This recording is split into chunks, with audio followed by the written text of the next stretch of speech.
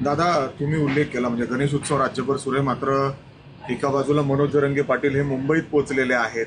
एक दिवसाचं त्यांना वेळ देखील मिळाली, पण आता पुढं कसं, म्हणजे ज्या पद्धतीने पूर्ण मुंबई जाम झालेली आहे, अनेक प्रश्न त्या ठिकाणी निर्माण होत आहेत. कमिटी जाते बैठायला, परंतु कुठलाही तोडगा अजून निघताना दिसत नाही. काय पुढचं पावलं त्या असणार संदर्भामध्ये सरकारने एक मोठी कमिटी केलेली आहे राधाकृष्ण विखे पाटलांच्या अध्यक्षतेखाली, आणि त्यांनी त्यांच्याशी चर्चा करण्याच्या करता त्यांनी वेळ दिलेला आहे. ते चर्चा करतायत. प्रत्येकाला आंदोलन करण्याचा संविधानाने, घटनेने, बाबासाहेब आंबेडकरांच्या जे काही कायदा घटना आहेत त्यांनी अधिकार दिलेला आहे. त्या अधिकाराचा वापर सगळ्यांनाच करण्याचा अधिकार आहे. तो फक्त शांततेच्या मार्गाने व्हावा, आणि खरं तर आंदोलनाची वेळ कुणावर त्या ठिकाणी येऊ नये. आंदोलनकर्त्यांचं जे काही म्हणणं आहे ते कसं आपल्याला त्याच्यातनं मार्ग काढता येईल ह्याकरता आमचं महायुतीचं सरकार प्रयत्न करत आहे, आणि त्याला निश्चितपणे काहीतरी मार्ग निघेल असा आम्हाला विश्वास आहे. पक्षाचे काही आमदार लक्ष होते, कारण एक दिवसाची मुदत ते कुणी दिलेली आहे? उलटाखंड दिली. मग न्यायालयाने उद्याच्याला तुम्हाला मला न्यायालयाने काही सांगितलं, तुला सांगितलं इथनं पुढं तू अजित पवारला प्रश्न विचारायचे नाही, तर तुला विचारता येतील का? नाही विचारता येणार, कारण कोर्ट हे सर्वोच्च आहे. त्याच्यामुळं कोर्टाचे आदेश हे आपल्याला पाळावे, म्हणजे तंतोतंत पाळावे लागतात. परंतु त्याच्यातनं कसा मार्ग काढायचा ह्याबद्दलचा प्रयत्न मनापासून सर्वांचाच चाललेला आहे. दादा, पण ते ज्या तयारीने तिथं आलेले आहेत ते असं वाटत नाही की परत जातील. त्यामुळे आता सरकार कशा पद्धतीने आम्ही त्याच्यातनं मार्ग काढणे, आम्ही सकारात्मक आहोत. आम्ही मार्ग काढण्याचा मनापासून प्रयत्न त्या बाबतीमध्ये करतोय. आता त्या संदर्भामध्ये चर्चेतनं काय ते योग्य मार्ग निघेल असं मला वाटतं.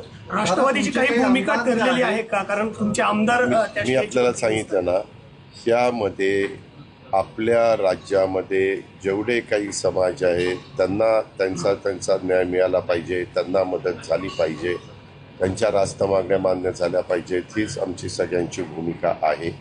आणि त्या पद्धतीनं काही मतदारसंघामध्ये आपल्याला माहिती आहे की काही जण वेगवेगळ्या राजकीय पक्षाचे सहकारी त्याच्यामध्ये सहभागी झाले. हे मी तुमच्या वेगवेगळ्या चॅनलवरच ऐकलेलं आहे, आणि त्याच्या संदर्भामध्ये योग्य मागण्याच्या संदर्भात प्रत्येकाला आपलं आपलं मत मांडण्याचा अधिकार आहे.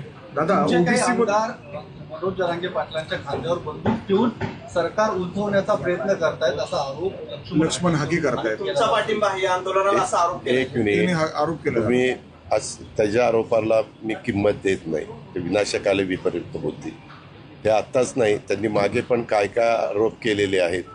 आपण कुणाच्या आरोपाला महत्त्व द्यावं यालाही काही मर्यादा आहे.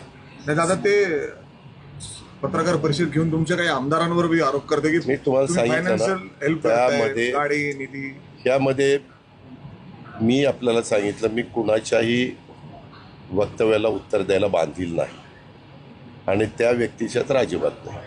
बरं दादा, कशा पद्धतीने, म्हणजे आता ओबीसीतून आरक्षण द्यावं अशी त्यांची मागणी आहे, पण हे सांगितलं ना आपल्याला. काय या संदर्भामध्ये आपण काळजी करू नका. त्याच्यातून नेहमीच काही ना काही मार्ग काढण्याचा प्रयत्न त्यावेळेसचे जे काही सरकार होती त्यांनी त्या बाबतीमध्ये केलेला आहे.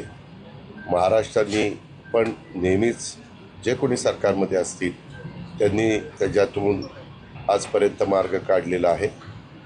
शेवटी कायद्याच्या नियमाच्या चौकटीमध्ये बसून मार्ग त्या ठिकाणी काढता येतो, आणि तो मार्ग काढण्याच्या करता आमचे सरकारच्या वतीनं आमचे कमिटीचे प्रमुख म्हणून राधाकृष्ण विखे पाटील साहेब आणि त्यांची टीम त्यांच्याशी चर्चा करते. सरकारचं शिष्टमंडळ काही जरांगेशी चर्चा करत जाणार आहे. मी सांगितलं ना, राधाकृष्ण विखे पाटील सरकारमध्ये नाही.